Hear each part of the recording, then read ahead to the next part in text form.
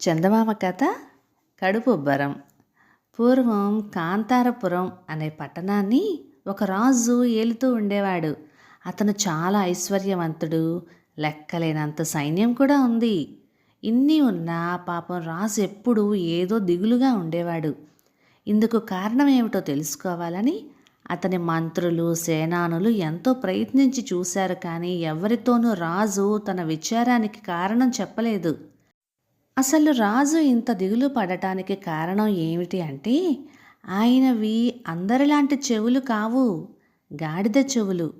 వాటిని కిరీటం అడుగున ఎవరికి కనిపించకుండా చాలా జాగ్రత్తగా దాచుకుంటూ ఉండేవాడు. ఈ సంగతి రాజుగారికి క్షవరం చేసే ఒక్క మంగలి అప్పన్నకి మాత్రం తెలుసును. కానీ వాడు బయట పెడితే లోకానికి అంతా తెలిసి నవ్వుల పాలైపోతాడు కదా. కాబట్టి వాడి ఒక్కడి నోరు కట్టివేస్తే ఈ రహస్యం ఇంతటితో అణిగిపోతుంది. రాజు దీర్ఘంగా ఆలోచించి చివరికి మంగలి నోరు కట్టివేయటమే మంచిదని నిశ్చయించుకున్నాడు. మర్నాడు మామూలుగా మంగలి అప్పన్న రాజుగారికి క్షవరం చేయటానికి వచ్చాడు.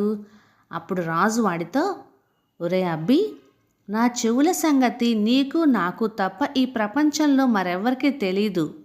ఇంకొకరికి తెలిసింది అంటే అది నీ వల్లనే అయి ఉండాలి. అప్పుడు నీ తల తీసివేయవలసి వస్తుంది. ఈ సంగతి మనసులో పెట్టుకొని జాగ్రత్తగా ఉండు. ఈ రోజు నుంచి నీ జీతం కూడా వరహా నుంచి 5 వరహాలకు పెంచుతున్నాను అన్నాడు. అలాగే మహారాజా, నేను మాత్రం పెళ్ళాం బిడ్డలు ఉన్నవాణ్ణి కానా?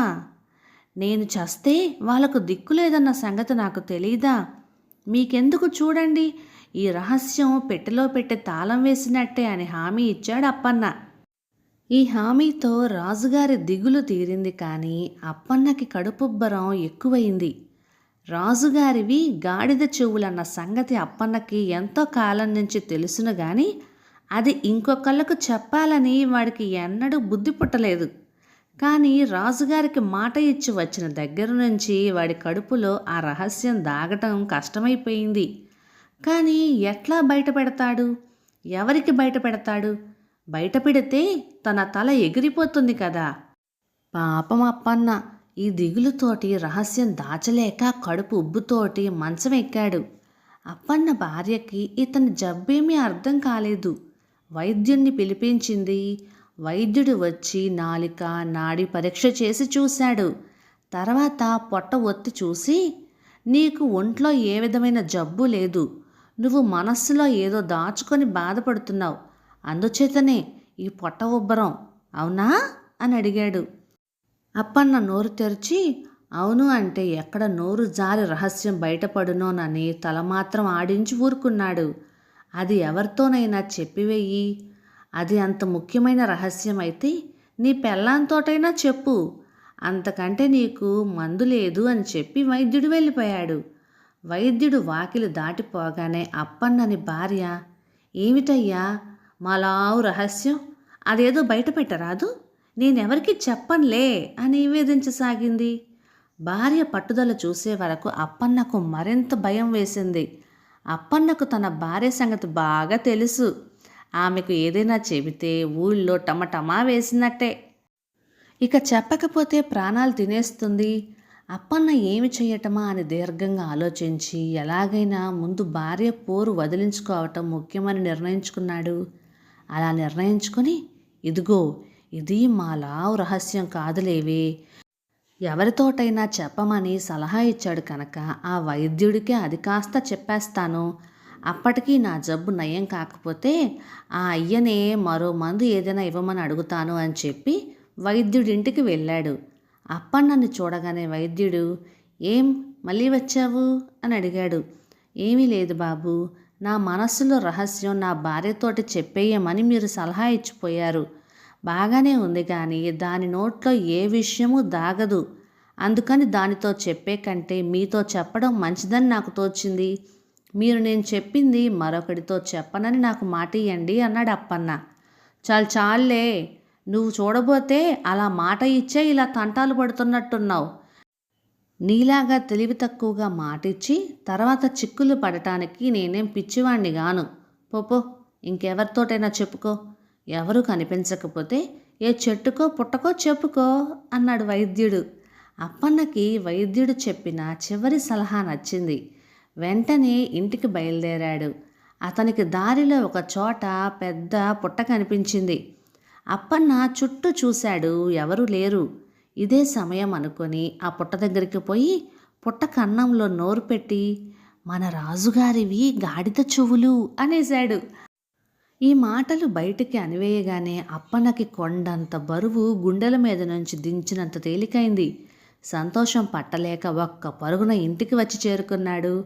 అప్పన్న భార్య చాలా ఆశ్చర్యపడింది. సంగతి ఏమిటో తెలుసుకుందామనుకుంది కానీ అడిగితే మళ్ళీ ఎక్కడ మంచం ఎక్కుతాడోనని భయపడి ఊరుకుంది. అప్పన్న రహస్యం బయటపెట్టిన పుట్టపైన కొన్నాళ్లకు ఒక వెదురు పొద పెరిగింది. మరి కొన్నాళ్లకు రాజు ఏదో శుభకార్య సందర్భాన ఒక విందు ఏర్పాటు చేశాడు. ఆ చుట్టుపక్కల రాజులందరినీ ఆహ్వానించాడు. పేరుగల వాద్యగాళ్ళందరూ వచ్చి విందులో వాయించవలసిందిగా రాజు ఆజ్ఞ అయ్యింది. ఈ కబురందుకున్న వాద్యగాళ్ళల్లో ఒక పిల్లన గ్రోవి వాద్యగాడు కూడా ఉన్నాడు. అతను రాజుగారి విందులో వాయించడానికి ఒక కొత్త పిల్లన గ్రోవి తయారు చేసుకుందామని బయలుదేరి సరిగా పుట్ట మీద పెరిగిన వెదుళ్ళ పొదల్లో నుంచి ఒక వెదురు గొట్టాన్ని నరుక్కొని ఎంతో అందంగా పిల్లన గ్రోవి తయారు చేశాడు. దీన్ని రాజుగారి ఎదుట తప్పితే ఈలోగా వాయించకూడదు అని అనుకుని బయలుదేరి రాజుగారి ఆస్థానానికి వచ్చి చేరాడు. విందు పూర్తయింది. అన్ని రకాల వాద్యాలు వాయించడం అయింది. చివరకు పిల్లన గ్రోవి వాద్యగాన్ని వాయించమన్నారు. సరేనని అతను తన కొత్త పిల్లన గ్రోవిని వాయించడం మొదలుపెట్టేసరికి అది మన రాజుగారివి గాడిద చెవులు అని మోగింది. ఇది వినగానే వాద్యగాడి మొహాన నెత్తురు చుక్కలేదు. మళ్ళీ వాయించాడు. మళ్ళీ అది అలాగే మోగింది. పెద్ద పెద్ద రాజులందరి ఎదుట తను ఎన్నో ఏండ్లుగా ప్రాణం కంటే ఎక్కువగా దాచుకున్న రహస్యాన్ని వాద్యగాడు ఇలా బయటపెట్టేసరికి రాజుగారికి తగని కోపం వచ్చింది. కళ్ళ వెంట నిప్పులు కక్కుతూ వరలో నుంచి కత్తి దూసి వాద్యగాడి వైపుకు ఉరికాడు.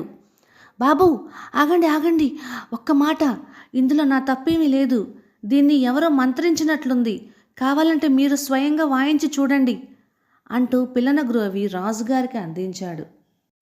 సరేనని రాజు దాన్ని అందుకొని వాయించబోయాడు. మళ్ళీ అలాగే మోగింది. మన రాజుగారివి గాడిద చెవులు అని. ఇది వినేసరికి రాజుగారికి తల గిర్రున తిరిగింది. నిలుచున్నవాడు నిలుచున్నట్లుగా కుప్పగూలిపోయాడు.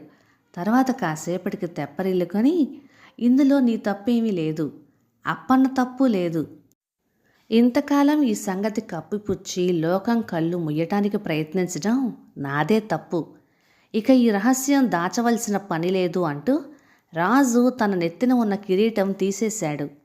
రాజుగారికి మామూలు చెవులకు బదులు గాడిద చెవులు ఉండటం చూసి వచ్చిన రాజులంతా ఎంతో ఆశ్చర్యపోయారు. దేవుడు చేసిన దానికి నువ్వేం చేస్తావు? కాలం కర్మం అలా కలిసి వచ్చింది అని మిగతా రాజులంతా మన గాడిద చెవుల రాజుగారిని ఓదార్చి తర్వాత ఎవరి రాజ్యాలకు వారు చేరుకున్నారు. ఇప్పుడు రాజుగారు ఏ విధమైన దిగులు లేకుండా హాయిగా రాజ్యం చేస్తున్నాడు. కథ సమాప్తం. అయితే ఎవరికైనా ఏదైనా విషయం చెప్పాల్సి వస్తే సాధారణ విషయంగా చెప్పడమే మంచిది. ఇది రహస్యం, ఎవరికి చెప్పకు అని గనక మనం విషయం చెప్పామో అది ఖచ్చితంగా ఊరంతా తెలిసిపోతుంది. మీరేమంటారు? ఇక ఈ కథలు మీకు నచ్చినట్లయితే లైక్ చేయండి, షేర్ చేయండి, సబ్స్క్రైబ్ చేయండి. Thank you.